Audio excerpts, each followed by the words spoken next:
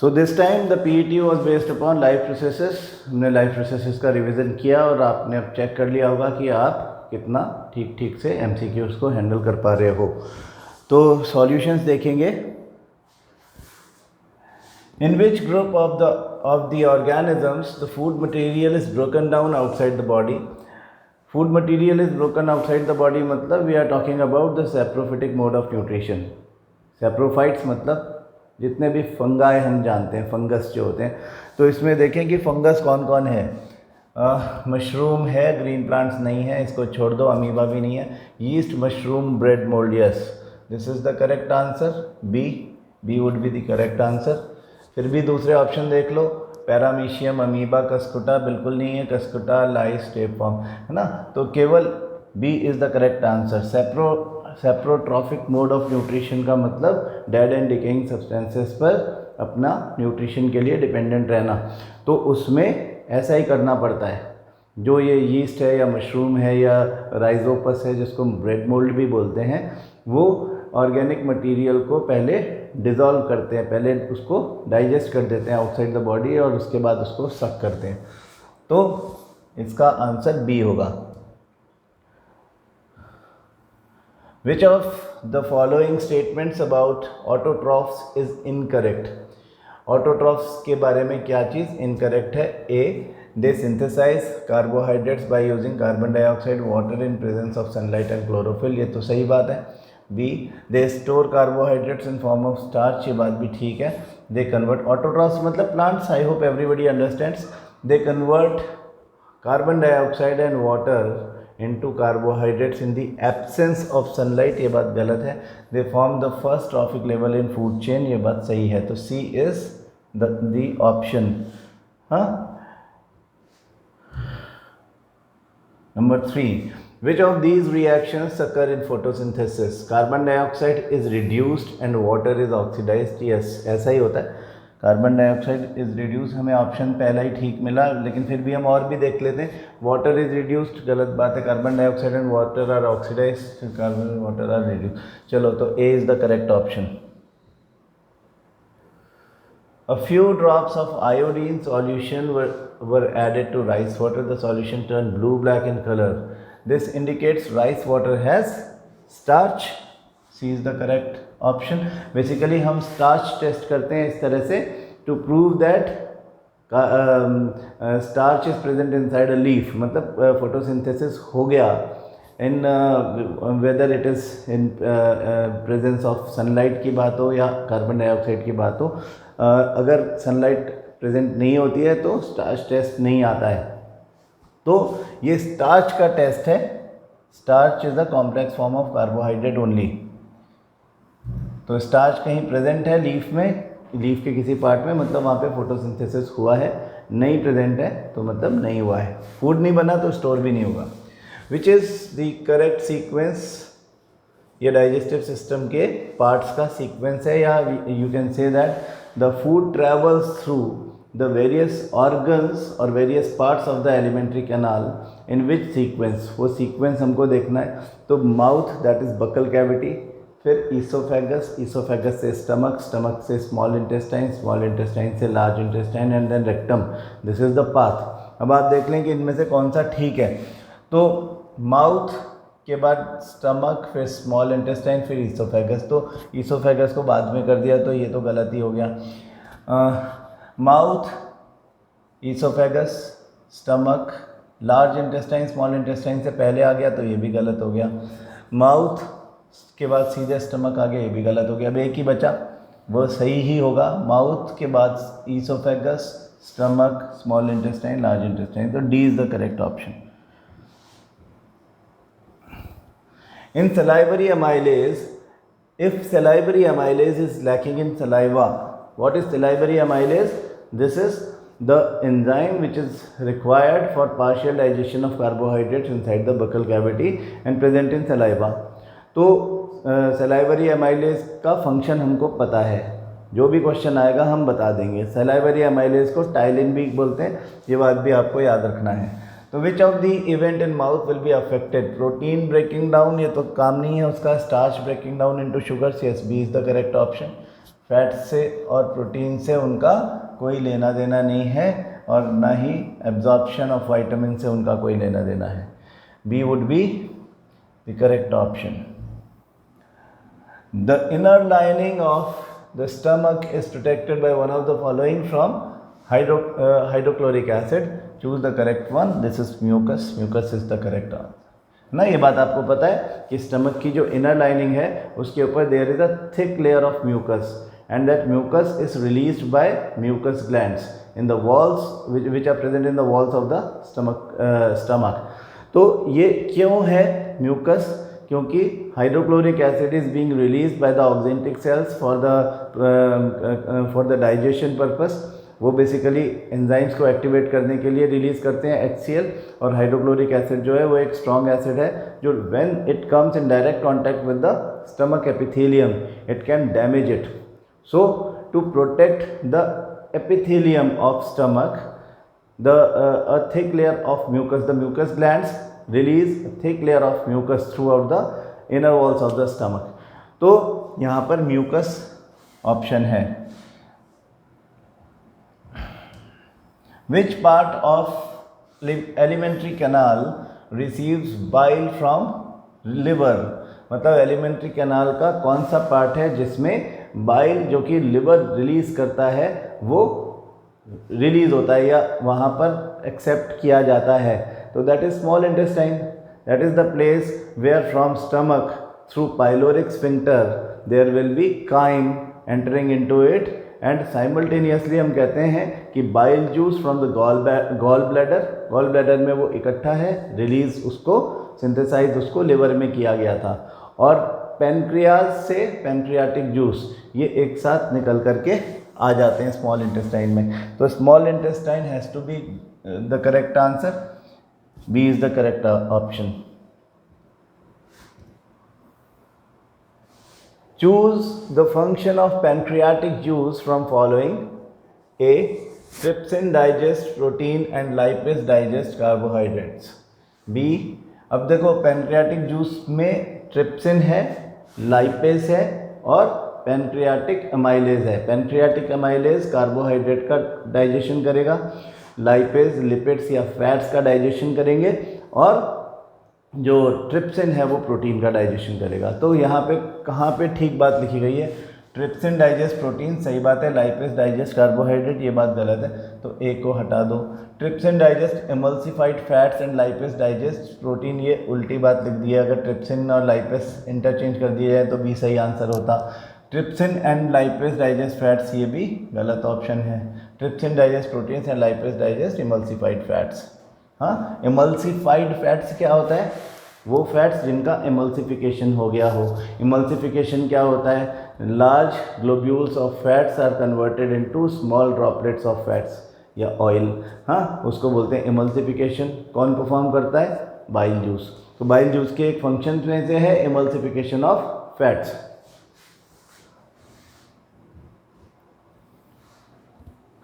Next question देखें।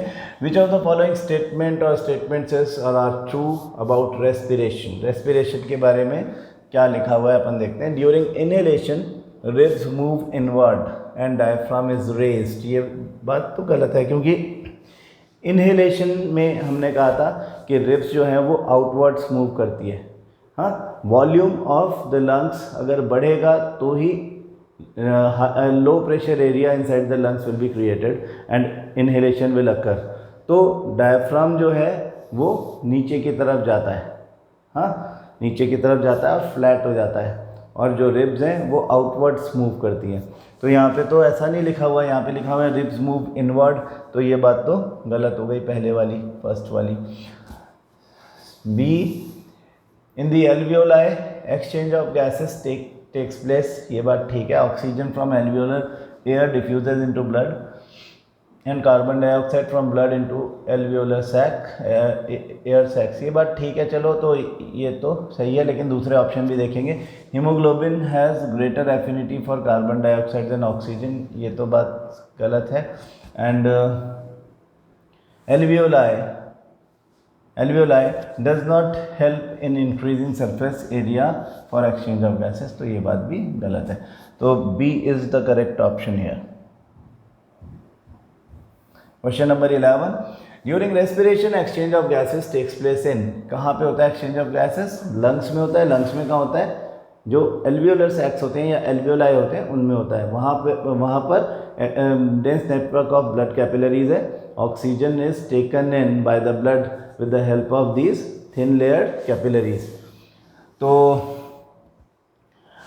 Alveoli of lungs is the correct option. Alveoli and throat गलत है, throat and larynx गलत है, ट्रैकिया एंड लेरिंग्स गलत है ना, लेरिंग्स ये गलत है सब। तो B is the only option which is correct.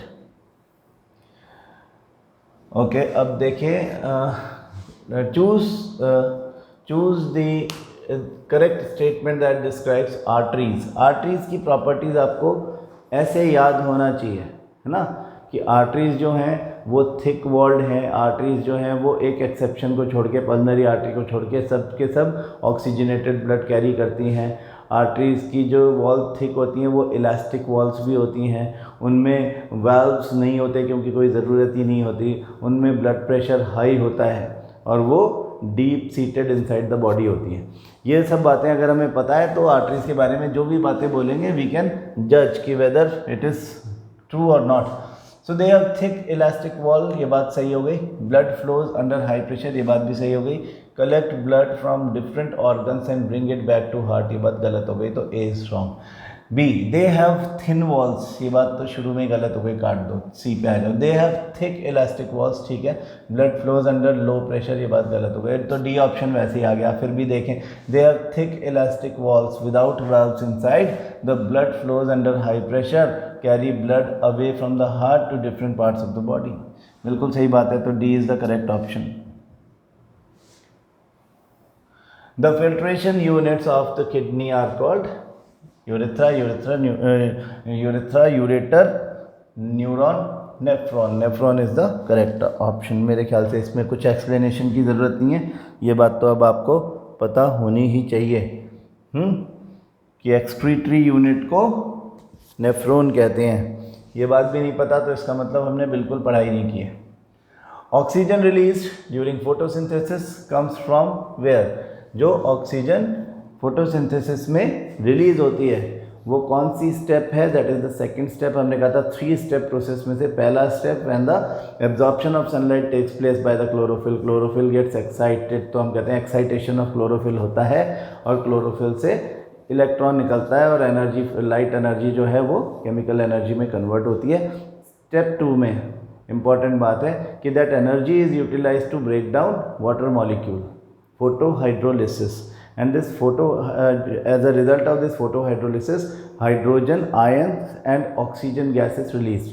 तो ऑक्सीजन गैस जो रिलीज होती है वो हमारी फोटोसिंथेसिस का बाय प्रोडक्ट है and that is release out of the plant. या तो वो रेस्पिरेशन में यूज हो सकती है बाय द सेल और या फिर उसको बाहर निकाल दिया जाएगा। हमसे क्वेश्चन ये पूछा जा रहा है कि जो ऑक्सीजन फोटोसिंथेसिस के दौरान प्लांट्स बाहर निकाल देते हैं उसका सोर्स क्या है, वो कहाँ से आई है? तो वो वाटर से आई है।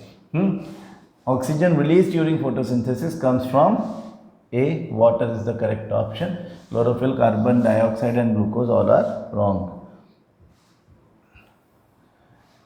The blood leaving the tissues becomes rich in carbon dioxide. हाँ, लीविंग द टिश्यूज मतलब वेन्स जहाँ से लेके आ रही हैं, कैपिलरीज में जहाँ से एंटर हो रहा है टिश्यू फ्लूइड वाला पोर्शन जो कि इंटरसेलुलर स्पेसेस में भरा हुआ टिश्यू फ्लूइड है, तो उसमें कार्बन डाइऑक्साइड ही है ज़्यादा, क्योंकि कार्बन डाइऑक्साइड जो था वो basically by product of respiration process है जो कि कंटिन्यूसली चलते रहती है। एनर्जी बनाने की रिएक्शन है, एनर्जी लगातार चाहिए तो लगातार होते रहेगा, तो कार्बन डाइऑक्साइड का प्रोडक्शन बहुत फटाफट होते रहता है। And then this carbon dioxide, because this is not useful for the cell, in fact it can be harmful for the cell releases it into the tissue fluid। तो जब blood heart के लिए निकलता है फ्रॉम द टिश्यू तब वो अपने साथ में कार्बन डाइऑक्साइड क्योंकि लेके आया होता है तो वो कार्बन डाइऑक्साइड रिच होती है। वही पूछ रहे हैं, blood leaving the tissue becomes rich इन, आपको आंसर लिखना है कार्बन डाइऑक्साइड। कार्बन डाइऑक्साइड को वो ले करके आएगी। फिर उसे लेकर के कार्बन डाइऑक्साइड को वो चली जाएगी हार्ट में, हाँ, और हार्ट से फिर वो ब्लड चला जाएगा कहाँ पे, लंग्स में, और लंग्स से फिर उसको रिमूव कर दिया जाता है कार्बन डाइऑक्साइड को। क्वेश्चन नंबर 16 देखें, the cellular energy reservoir in autotrophs, यानी सेल में एनर्जी किस फॉर्म में, ऑटोट्रॉफ्स में मतलब प्लांट्स में किस फॉर्म में स्टोर्ड रहती है, एनर्जी रिजर्वॉयर। ग्लाइकोजन ये तो ह्यूमंस में होती है, एनिमल्स में प्रोटीन तो एनर्जी का कोई लेना देना नहीं, starch is the option, correct option is starch.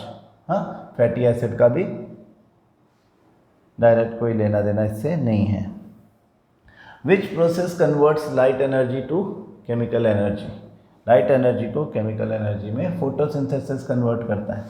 हाँ, तो B is the correct option. Identify the correct path of urine in human body, kidney से लेकर के कहाँ कहाँ जाता है, तो अब किडनी में एक बार जब सिंथेसिस हो गया तो किडनी से निकलेगा यूरेटर में, यूरेटर से जाएगा यूरिनरी ब्लैडर में, और फिर with the help of urethra it is taken out. बस ये 4 चीज़ें ही हैं। देखें, यूरिन किडनी से ब्लैडर में डायरेक्ट नहीं जाता, गलत हो गया। यूरिनरी ब्लैडर सबसे पहले नहीं आता, गलत हो गया। किडनी से यूरेटर, यूरेटर से यूरेथ्रा नहीं जाता, तो D must be the correct. Kidney से यूरेटर, यूरेटर से ब्लैडर, ब्लैडर से urethra, D is the correct option. The procedure used for cleaning the blood of a person by separating urea from it is called, this is known as dialysis, है ना। अगर कोई बंदा बीमार पड़ गया, उसकी किडनी ठीक से नहीं काम कर रही, तो क्या होगा, एक आर्टिफिशियल किडनी लगाएंगे। The process is known as haemodialysis और सिंपली डायलिसिस। इसमें डायलाइजिंग सॉल्यूशन यूज़ करके पेशेंट की बॉडी से बाहर निकाला हुआ नाइट्रोजीनस वेस्ट वाला यानी इम्प्योर ब्लड उस हीमोडायलाइज़र में से पास किया जाता है, और फिर उसके बाद फ़िल्टर करके उसमें से यूरिया, यूरिक एसिड बाहर निकाल लेते हैं। जो बच गया वो ब्लड प्योर करके वापस बॉडी में ट्रांसफ्यूज़ कर दिया जाता है। तो यहाँ पे dialysis would be the answer. Which part of nephron allows the selective reabsorption of useful substances like glucose, amino acids, salts and water into the blood capillaries? कौन सा part है? This is the part which is known as tubular part. एक तो funnel part है जिसको हम बोमान्स capsule बोलते हैं, जिसमें ग्लोमेरुलस है, जिसमें अल्ट्रा फिल्ट्रेशन होता है। This process is known as selective reabsorption, जिसमें useful substances like glucose, like amino acids, like minerals जिनको सॉल्ट लिखा हुआ है यहाँ पे, और वाटर, इन सबको रीअब्जॉर्ब किया जाता है सेलेक्टिवली। तो tubular part, tubule, A is the correct option. Name the tube which connects the kidneys to the bladder, urinary bladder, they are ureter ना। दोनों किडनी से एक एक यूरेटर बाहर निकलता है जो यूरिन को ब्लैडर तक लेके जाता है। Name a circulatory fluid in the human body other than blood, that is lymph.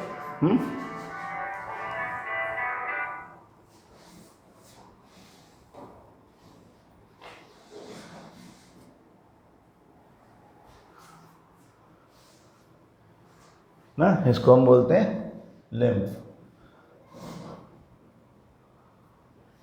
Tissue fluid है बेसिकली, उसको एक स्पेशल सिस्टम में जिसको लिम्फेटिक सिस्टम बोलता है उसमें ट्रांसफ़र कर दिया जाता है।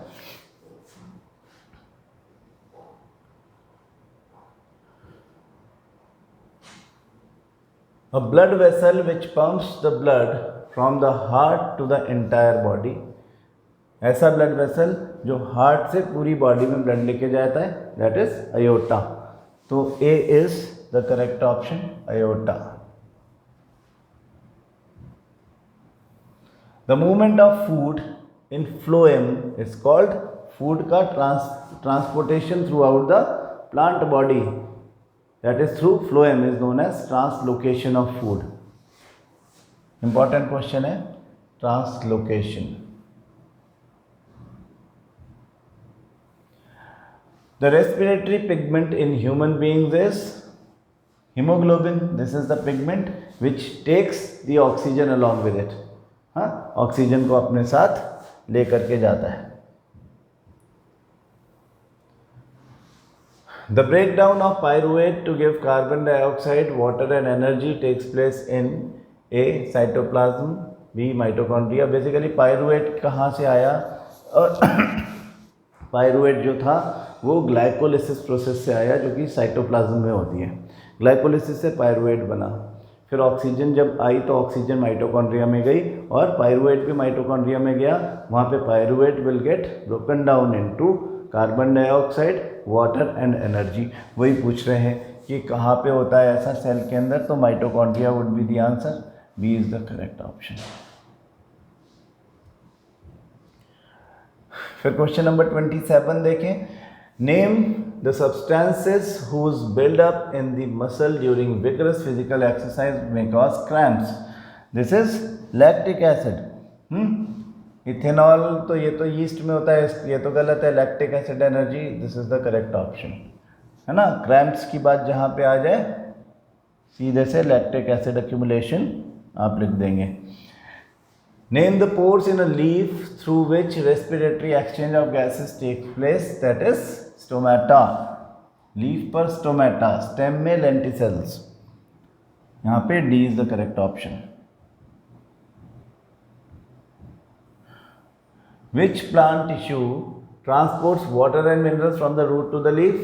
ये तो आपको 9th क्लास से ही आता है, xylem is the correct option.